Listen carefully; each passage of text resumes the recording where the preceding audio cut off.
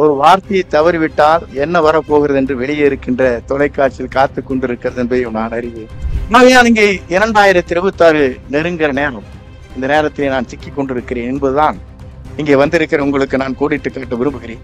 நான் தடுமாறாமல் ஒவ்வொரு வார்த்தையும் அளந்து பேச வேண்டி இருக்கிறது. சீமானை போல அள்ளிவிட முடியாது.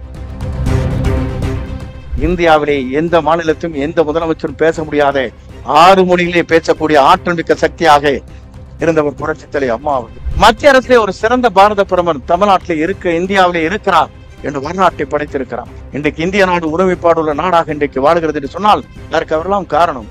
அனைத்து மாநிலம் தத்தளித்துக் கொண்டிருக்கிற நேரம், ஆனால் உணவு பஞ்சம் இல்லாமல் நிதியமைச்சர் அதை உருவாக்கி காட்டிய வரலாறு இந்த மண்ணிலே இருக்கிறார். அத்தனை பேருக்கும் தடுப்பூசி இலவசமாக போட்ட வரலாறு இந்த மண்ணிலே இருக்கிறது. இந்த எல்லைக்கோட்டிலே நாம் இன்றைக்கு பாதுகாப்போடு வாழ்கிறோம் என்று சொன்னால் அதற்கு அவர்கள்தான் காரணம் என்பதை நான் நேரத்தை கோடிட்டு காட்ட விரும்புகிறேன். ஆனால் சொல்ல உடனே சில பேர் சொல்லிவிடக் கூடாது, இவர் எங்கேயோ போய் கொண்டிருக்கிறார் என்று. நீங்கள் என்ன செய்ய போகிறீர்கள் என்று எல்லோரும் கூர்ந்து கவனித்துக் கொண்டிருக்கிறேன். நான் ஒன்றும் செய்ய போவதில்லை.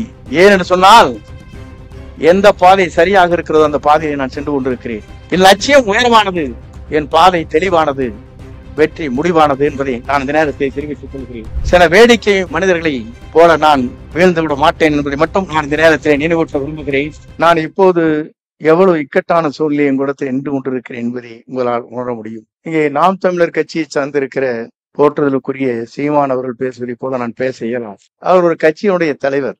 எதை வேண்டுமானாலும் அவருடைய மனதிலே இருக்கின்ற கருத்துக்களை புரியலாம். ஆனால் நான் அளந்து பேச வேண்டி இருக்கிறது. இக்கட்டான சூழ்நிலை. ஒரு வார்த்தையை தவறிவிட்டால் என்ன வரப்போகிறது என்று வெளியே இருக்கின்ற தொலைக்காட்சியில் காத்து கொண்டிருக்கிறது என்பதையும் நான் அறிவேன். ஏன்னு சொன்னா இங்கே வருகின்றிருக்கிற அத்தனை பேரும் கூர்ந்து கவனித்துக் கொண்டிருக்கிறீர்கள். தொலைக்காட்சி இங்கே வெளியே நின்று கொண்டிருக்கிறது. நான் உள்ளே நுழைந்த உடனே இன்றைக்கு கேட்டால் 2 கேள்விதான். நீங்கள் சட்டப்பேரவை தலைவர் மீது நம்பிக்கையில்லா தீர்மானம் கொண்டு வந்திருக்கிறீர்கள், நீங்கள் எப்படி அவரை காண்டு இன்றைக்கு சந்தித்தீர்கள் என்று கேட்டார். நான் அப்போது சொன்னேன், அனைத்து இந்திய அண்ணா திராவிட முன்னேற்ற கழகத்துடைய சட்டமன்ற உறுப்பினர் 6 பேரும் அங்கே சென்றோம். நான் மட்டுமல்ல. எனக்கு இன்றைக்கு தேவை என்ன என்று சொன்னால், என்னுடைய பகுதியில் இருக்கிற மக்களுடைய நலன் கருதி 2 நாட்களுக்கு முன்னாலே விவசாயிகள் பவானி ஆற்றங்கரைய ஓரத்திலே அங்கே இருக்கின்ற சுற்றுச்சூழல் பாதிக்கின்ற அளவிற்கு ஒரு சாயப்பட்டறை கொண்டு வருகிறார்கள். அதை தடுக்க வேண்டும் என்று என்னிடத்திலே ஒரு 200 பேருக்கும் மேற்பட்டவர்கள் எங்களிடத்திலே மனுக்களை தந்தார். அந்த மனுவை பெற்றுக் கொண்டு சபாநாயகத்திலே சென்று இன்று ஒரு கவன ஈர்ப்பு தீர்மானத்தை கொடுப்பதற்காக நான் சென்றேன். அதையே ஒரு பெரிய செய்தியாக இன்றைக்கு போய் கொண்டிருக்கிறது. செங்கோட்டையன் எப்படி சபாநாயகரை சந்தித்தார்? ஒரு சட்டமன்ற உறுப்பினர் சபாநாயகரை சந்திப்பது சகஜமான நிலை.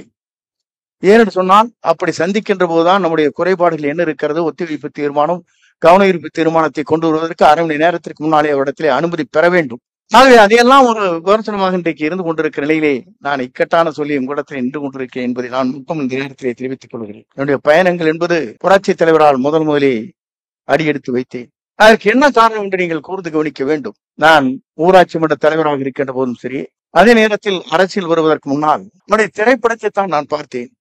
அவருடைய திரைப்படங்கள் ஒவ்வொன்றும் நீங்கள் கூர்ந்து கவனிக்கின்ற போது இன்றைக்கு இருக்கின்ற அரசியலை போல அல்ல. ஒவ்வொருடைய வாழ்க்கை தரத்தையும் அவருடைய எப்படி நாம் நடந்து கொள்ள வேண்டும் என்ற நிலையை திரைப்படத்திலே மக்களுக்கு எடுத்து சொல்லி ஒரு புரட்சியை உருவாக்கிய வரலாற்றை படைத்தவர் புரட்சித் தலைவர் என்பதை நாம் நேரத்திலே கோடிட்டு காட்டுகிறோம். அவர் சாதாரணமாக இங்கே தன்னுடைய அரசியல் வரலாற்றில் இடம்பெறவில்லை. அவருடைய வாழ்க்கை வரலாறுகள் நீங்கள் பார்க்கின்ற போது ஒவ்வொன்றும் நாம் கூர்ந்து கவனிக்கின்ற போது வாக்களிக்காத மக்களாக இருக்கிற ஊசி பாய்ச்சி வித்துக் கொண்டிருக்கிற அந்த மக்களுக்கும் ஒரு பாடலை பாடிய வரலாற்றை படைத்த ஒரே தலைவர் புரட்சித் தலைவர் என்பதை நான் நேரத்தை தெரிவித்துக் கொள்கிறேன். எல்லோரும் அரசியலே தனக்கு வாக்களிக்கின்றவர்களுக்கு மட்டும்தான் அந்த பயணத்தை மேற்கொள்கிற நிலையை மாற்றி காட்டினான். நான் இதெல்லாம் எதற்காக சொல்கிறேன் சொன்னால், அவருடைய பயணங்கள் என்பது எல்லோரும் ஈர்க்கக்கூடிய பயணமாக இருந்தது. அதிலே நாங்கள் இடம் பெற்றோம். அவரோடு வாழ்க்கை எங்களுடைய பயணங்களையும் தொடர்ந்து அவரோடு நடைபெற்றோம். நான் இங்கே 2026 நெருங்கிற நேரம், இந்த நேரத்திலே நான் சிக்கிக் கொண்டிருக்கிறேன் என்பதுதான் இங்கே வந்திருக்கிற உங்களுக்கு நான் கோடிட்டு காட்ட விரும்புகிறேன். எந்த பதிலை சொன்னாலும் எப்போது போகும், எப்படி போகும் என்பதெல்லாம் உங்களுக்கு தெரியும். நான் தடுமாறாமல் ஒவ்வொரு வார்த்தையும் அளந்து பேச வேண்டி இருக்கிறது. சீமானை போல அள்ளிவிட முடியாது. ஏன்னு சொன்னால் அவர் எப்படி வேண்டுமானால் கருத்துக்களை சொல்ல, அவருடைய உணர்ச்சிகளை பொறுத்து கொண்டு அவர் எப்படி வேண்டுமானால் கருத்துக்களை சொல்லுவார். கேட்பதற்கு இளைஞர்கள் இருக்கிறார். அவர் கருத்துக்கள் அத்தனை பேரும் ஈர்க்கக்கூடியவர்களாக இளைஞர் பட்டாளங்களிடத்தில் இருக்கிறார். எங்களை பொறுத்தவரையிலும் நிதானத்தோடு ஒரு இயக்கத்தில் இருக்க என்ற முறையில் வார்த்தைகளை உங்களிடத்தை அள்ளித்தர வேண்டிய சூழ்நிலைகள் எங்களுக்கு இருக்கிறது என்பதை நான் இந்த நேரத்திலே தெரிவித்துக் கொள்கிறேன். 84 நாடாளுமன்றத்திலே உரையாற்றுகிற போது அந்த உரையை கேட்டதற்கு பிறகு அன்றைய பாரத பிரதமர் அன்னை இந்திரா காந்தி அம்மையார் அவர்கள் கட்டி தலைமை பிடித்தார்.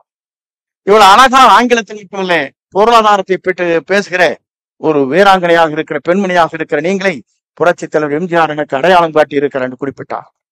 நான் எதற்காக இதை சொல்கிறேன் சொன்னால், அப்படிப்பட்ட தலைமை மீண்டும் எங்களுக்கு அவரோடு பணியாற்றுகிற வாய்ப்பு எங்களுக்கு கிடைத்தது. அப்படி வருகிற போதுதான் இங்கே பல்வேறு திட்டங்கள் தமிழ்நாட்டிலே உருவாக்கப்பட்டது. எந்த தலைவர் சத்துணவு திட்டத்தை கொண்டு வந்து குழந்தைகளுக்கு கல்வி அறிவை பெருக்க வேண்டும், குழந்தைகள் சிறந்த கல்வியாளராக உருவாகும் போதுதான் அடித்தட்டு மக்களுடைய குழந்தைகள் அனைவருமே நடுநிலையாக குடும்பங்களாக மாற்ற முடியும் என்ற வரலாற்றை படைத்த அந்த தலைவருடைய வழியில் அவர் இந்த பணிகளை ஆற்றினார்கள். அதற்கு பிறகு புரட்சித் தலைவர் அம்மா அவர் பொறுப்பேற்றார். பொறுப்பேற்றதற்கு பிறகு சிறந்த கல்வியாளராக இருந்த காரணத்தின் அடிப்படையில் இந்தியாவிலே எந்த மாநிலத்திலும் எந்த முதலமைச்சரும் பேச முடியாத 6 மொழியிலே பேசக்கூடிய ஆற்றல் மிக்க சக்தியாக இருந்தவர் புரட்சித் தலைவர் அம்மா அவர்கள். நான் அதை குறிப்பிடுவதற்கு காரணம், அவருடைய சில நேரங்களில் அவரோடு டெல்லிக்கு செல்கிற எனக்கு வாய்ப்பு கிடைக்கும். அப்படி செல்கிற போது ஒவ்வொரு முதலமைச்சரிடத்திலே எந்த மொழியிலே பேசக்கூடியவரோ அந்த மொழியிலே அவர் பேசுவார். நான்லாம் வியந்து போய் அங்கே நின்று கொண்டிருப்பேன். மேலை நாட்டிலே இருக்கின்ற ஆங்கிலம் சரளமாக பேசக்கூடிய அந்நிய நாட்டை சார்ந்திருக்கிற மேலை நாட்டுகளை சார்ந்திருக்கிற பல பேர் அவரை சந்திக்கிற போது அவருடைய புரோனன்சியேஷன் என்று சொல்வார்களே, ஆங்கிலத்தில் உச்சரிப்பு என்பது நான் உலக வரலாற்றை அவரை தவிர யாராலும் கண்டதில்லை என்ற வரலாற்றை படித்த தலைவி. நான் எதற்காக இதை சொல்கிறேன் சொன்னால், ஒரு தலைமை எப்படி இருக்க வேண்டுமோ அந்த தலைமைக்கு புரட்சித் தலைவருக்கு பிறகு அவர் இருவரும் இந்த பணிகளை சீரோடும் சிறப்போடும் எழுச்சியோடும் நடத்தினார். ஏன் இதை நான் சொல்கிறேன் சொன்னால், அன்றைக்கு பல பேர் சொல்வார்கள், நாம் குறிப்பிடுகிற போது ஒன்றை சொல்ல விரும்புகிறேன். என்று சொன்னால், கல்லிலே இருக்கின்ற தாரைக்கு இங்க இருக்கிற நம்முடைய நிலைகளை எண்ணி பார்க்கின்ற போது பல்வேறு கருத்துக்களை இங்கே கோடிட்டு காட்டுகிற நேரத்தில் ஒரு கருத்தை இங்கே குறிப்பிட்டு காட்டினார். நான் எதற்காக சொல்றேன் சொன்னால், கல்லுக்குள்ளே இருக்கிற தேரைக்கும் உணவளித்தான் பரம் என்று சொல்வார். ஆனால் கர்ப்பத்தில் இருக்கிற குழந்தைகளுக்கும் உணவளித்த ஒரே தலைவி புரட்சித் தலைவர் அம்மா என்பதை நான் இந்த நேரத்திலே கோடிட்டு காட்டுகிறேன். அவரிடத்தெல்லாம் அந்த உதவிகளை செய்தார். நான் எதற்காக இதை சொல்கிறேன் சொன்னால், ஒரு தாய் எப்படி இருக்க வேண்டுமோ, இந்திய நாட்டின் வரலாற்றில், தமிழகத்தின் வரலாற்றில் புரட்சித் தலைவர் இதயதெய்வம் என்று நாங்கள் போற்றினோம். இதயதெய்வம் வாழ்ந்து காட்டினார். மனிதநேயத்தோடு மக்களுக்கு பணியாற்றினார். அவர் இருக்கும் வரை அவரை யாராலும் வெல்ல முடியவில்லை. திரைப்படமாக இருந்தாலும் சரி, அரசியல் வரலாற்றிலும் அவரை வெல்வதற்கு இனி தமிழ்நாட்டில் எவரும் பிறக்கவில்லை என்று வரலாற்றை படைத்தார்.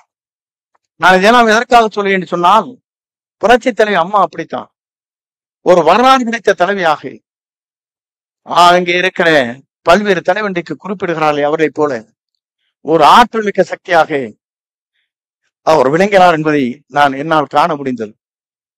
அவருடைய சக்திகள் ஒன்று நாம் பார்க்கின்ற போது மக்களை கவரக்கூடிய ஆற்றல் மிக்க சக்திகளாக இருவரும் வாழ்ந்து காட்டினார்கள். அதே நேரத்தில் மக்களுக்காக என்ன பணிகளை ஆற்ற வேண்டுமோ அந்த பணிகளை சீரோடும் சிறப்போடும் எழுச்சியோடும் நடத்தி காட்டினார். ஆளுமை தன்மை என்பது அவருக்கு இருவருக்கும் ஒன்றாக இணைந்திருக்கிறது என்பதை நான் அந்த நேரத்தை கூடிட்டு காட்ட விரும்புகிறேன். மகத்தான அரசியல் சக்தியாக இன்றைக்கு விளங்கினார். அதற்கு பிறகு மீண்டும் அம்மா அவர் மறைந்ததற்கு பிறகு 4 ஆண்டு காலம் சிறந்த ஆட்சியை தமிழகத்திலே தந்தோம். இங்கே வந்திருக்கிற மக்களிடத்திலே ஒன்றை சொல்ல விரும்புகிறேன். இங்கே கூட கேட்டார்கள், தமிழிலே சரியான முறையிலே பேசவில்லை என்கிறதுக்கு நம்முடைய சாணக்கியமாக பதில் சொன்னார். ஒரு அமைச்சர் அப்படி, ஒரு அமைச்சர் இப்படி என்றார். எங்களை பொறுத்தவரையும் சிறந்த தமிழை கற்றுக்கொள்ள வேண்டும் என்பதற்காகத்தான் அரசு பள்ளியில் இருக்கின்ற மாணவர்களுக்காக ஒரு திட்டத்தை நாங்கள் முதலிலே கொண்டு வந்தோம். அவர் எப்படி கொண்டு வருகிறோம் என்று சொன்னால், ஒரு மாணவன் 9ஆம் வகுப்பு வரையிலும் 10ஆம் வகுப்பிலே தான் அவர் தேர்வு எழுதுகிறார். இந்த முறைகளை மாற்ற வேண்டும் என்று நாங்கள் சிந்தித்து 5லும் 8லும் இருக்கின்ற மாணவர்கள் தேர்வு எழுத வேண்டும். ஆனால் அசஸ்மெண்ட் சொல்வார்களே, அதை நாம் புரிந்து கொள்ள வேண்டும். எந்த அளவிற்கு அவன் படித்திருக்கிறான் என்பதை தெரிந்து கொள்ள வேண்டும். ஆனால் ஆல் பாஸ் என்று சொன்னோம். அதற்கே மக்கள் ஏற்றுக்கொள்ளவில்லை. அதற்கு ஒரு பெரிய போராட்டம், செய்திகள் தொலைக்காட்சியில் வந்ததற்கு பிறகு போடப்பட்ட ஜியோக்களை நாங்கள் வாபஸ் பெற்றோம். ஆனால் நீங்கள் சிந்திக்க வேண்டிய ஒன்றுதான், தனியார் பள்ளியிலே எல்கேஜியிலே சேர்த்துவதற்கே ஒரு எக்ஸாம் எழுத வேண்டும். தந்தை தாயுடைய தகுதி என்ன என்பதை புரிந்து கொள்ள வேண்டும். ஆனால் லட்சக்கணக்கான கோடிக்கணக்கான மாணவர்கள் படிக்கின்ற இந்த பள்ளியிலே இந்த நிலை இருக்கிறது என்பதை நான் கண்ணீராக சிந்தினேன். நான் எதற்காக இதை சொல்கிறேன் சொன்னால், எல்லோரும் சேர்ந்தால் மட்டும்தான் ஓசை எழுப்ப முடியும். தனி மனிதனால் செய்ய இயலாது.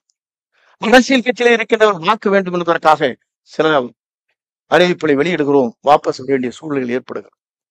ஆனால் உங்களை போன்ற சிந்தனையாளர்கள், உங்களை போன்ற தொலைநோக்கு பார்வையோடு இருக்கின்றவர்கள், எப்படி ஒரு நாடு ஒரு இருக்கின்றவர்கள், ஒரு சாதாரண குடும்பத்தில் இருக்கின்ற ஒரு குழந்தை எப்படி கல்வியை பெற வேண்டும், எப்படி ஒழுக்கத்தோடு அந்த கல்வியை பெற வேண்டும் என்ற நோக்கத்தோடு அந்த பணிகளை ஆற்றுவதற்கு உங்களை போன்ற ஆற்றல் மிக்க சக்திகளாக இருக்கிற உங்களால் தான் முடியுமே தவிர எங்களால் முடியாது என்பதை நான் ஒத்துக்கொள்கிறேன். இந்தியாவின் இரும்பு பெண்மணியாக வாழ்ந்தவர் அன்னை இந்திரா காந்தி அவர்கள், அம்மையார் அவர்கள்.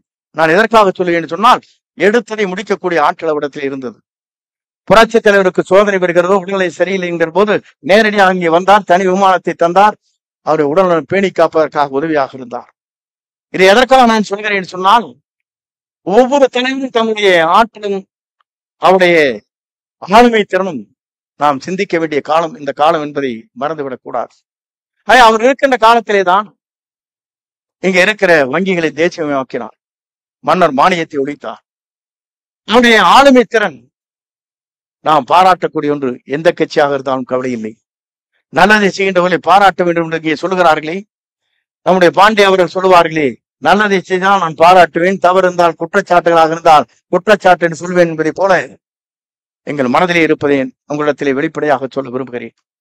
அதே போலதான் நம்முடைய பாரத பிரதமர் இன்றைக்கு எண்ணி பார்க்க வேண்டும். காலை செய்தியிலே பார்த்தேன், இங்க இருக்கின்ற போது பல்வேறு செய்திகளை நான் கூர்ந்து கவனிக்கின்ற போதுதான் மத்திய அரசிலே ஒரு சிறந்த பாரத பிரதமர் தமிழ்நாட்டிலே இந்தியாவிலே இருக்கிறார் என்று வரலாற்றை படைத்திருக்கிறார். நான் எதற்காக இதை சொல்லுகிறேன் சொன்னால், நம்முடைய நாளை பத்திரிகையிலே நான் பார்க்கின்ற போது ரஷ்யாவுடைய அதிபர் புட்டின் சொன்னார், உக்ரைனுடைய போர் நடந்து கொண்டிருக்கிறது, என்னை சமாதானப்படுத்துவதற்கு அங்கே பேச்சுவார்த்தை நடத்தி சுமூகமான முறையை கொண்டு வருவதற்காக 2 தலைவர்கள் முயற்சி மேற்கொண்டார்கள், வெற்றி பெறுவதற்காக என்று சொல்லி அமெரிக்க அதிபர் ட்ரம்ப் இவர்களையும் நம்முடைய பாரத பிரதமர் பெருமதிப்புக்குரிய நரேந்திர மோடி அவர்களையும் பாராட்டினார்.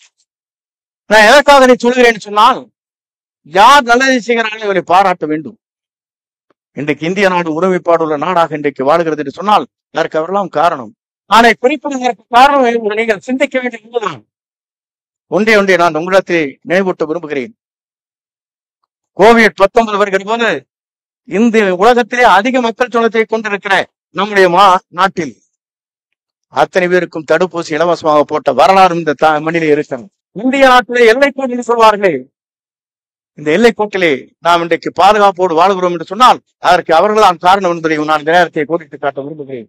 இதெல்லாம் எதற்காக நான் சொல்கிறேன் சொன்னால், நான் பாராட்ட வேண்டும் என்பதல்ல. சில பேர் சொல்வார்கள், நான் எதற்காக தான் சொன்னேன், இந்திரா காந்தியும் கோடிட்டு காட்டினேன். ஏன்னு சொன்னால், ஒரு பக்கத்தில் தள்ளி விட கூடாது என்று நான் சொன்னேனே, இக்கட்டான சூழலை நான் மாற்றிக் கொண்டிருக்கிறேன் சொன்னாலே மாட்டாமல் செல்ல வேண்டும்.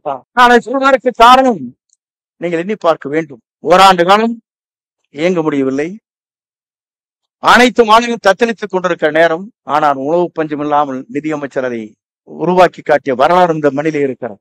இன்றைக்கு எல்லோரும் வாழ வேண்டும். 1 லட்சம் ரூபாய் பெறுகின்றவர்கள், சம்பளம் பெறுகின்றவரோடு இருக்கிறார். 7 லட்சத்திலிருந்து 12 லட்சமா உயர்த்திய வரலாறும் இந்த மண்ணிலே இருக்கிறது. தனி மனித உரிமைகள். ஆனால் சொன்ன உடனே சில பேர் சொல்லிவிடக் கூடாது, இவர் எங்கேயோ போய் கொண்டிருக்கிறாரே என்று. நான் நல்லதை பாராட்டுவேன்.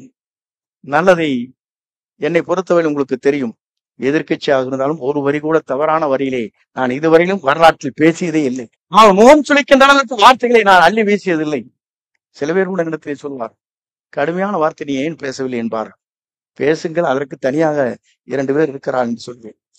பெயரை சொல்ல விரும்பவில்லை. அவர் காலையில் இருந்தால் அதைத்தான் சொல்லிக் கொண்டிருப்பார்.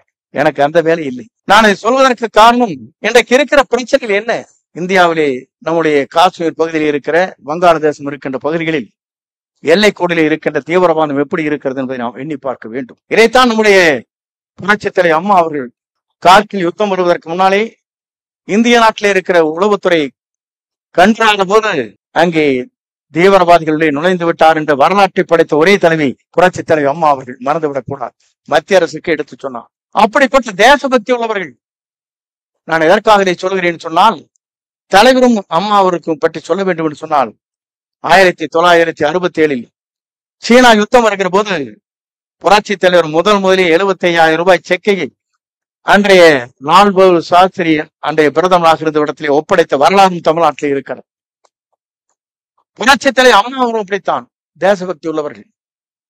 அவர் இடத்திலே நான் பார்க்கின்ற போது அன்றைக்கு அவரும் அங்கே சென்று தன் கையில இருக்கிற அனைத்து நகைகளையும், களத்தில் இருக்கிற நகைகள், காதில் இருக்கின்ற காணி எல்லாமே அனைத்தும் அவரத்தை ஒப்படைத்த வரலாறும் இருக்கிறது. இவரெல்லாம் அன்றைக்கு அரசியலுக்கு வருவோம் என்று நினைத்தது கூட கிடையாது, முதலமைச்சர் ஆகும் என்று எண்ணியது கிடையாது. ஆனால் அந்த மனப்பான்மை அவரிடத்தில் இருக்கிறது, தேசபக்தி அவரிடத்தில் இருக்கின்ற காரணத்தின் அடிப்படையே தான் தேசம் ஒருமைப்பாடோடு வாழ வேண்டும், தேசத்திலே இருக்கிற அனைவரும் ஒருங்கிணைந்து வாழ வேண்டும் என்பதுதான் நம்முடைய தலையாய நோக்கமாக இருக்கிறது. இங்கே கூட சொன்னார்கள், நீங்கள் என்ன செய்ய போகிறீர்கள் என்று எல்லோரும் கூர்ந்து கவனித்துக் கொண்டிருக்கீர்கள். நான் ஒன்றும் செய்ய போவதில்லை. ஏன் என்று சொன்னால், எந்த பாதை சரியாக இருக்கிறதோ அந்த பாதையை நான் சென்று கொண்டிருக்கிறேன். என் லட்சியம் உயர்வானது, என் பாதை தெளிவானது, வெற்றி முடிவானது என்பதை நான் இந்த நேரத்தை தெரிவித்துக் கொள்கிறேன். ஏன் சொன்னால், இங்கே சொல்லுகிற போது சொன்னார்கள், சில பேர் சொல்லுகிற போது எங்களை பொறுத்தவனை ஒன்றை சொல்ல விரும்புகிறேன். மகாகவி பாரதி அவர்கள் கூறுகிற போது சொன்னதை போல, சில வேடிக்கை மனிதர்களை போல நான் வீழ்ந்து விட மாட்டேன் என்பதை மட்டும் நான் இந்த நேரத்தில் நினைவூட்ட விரும்புகிறேன்.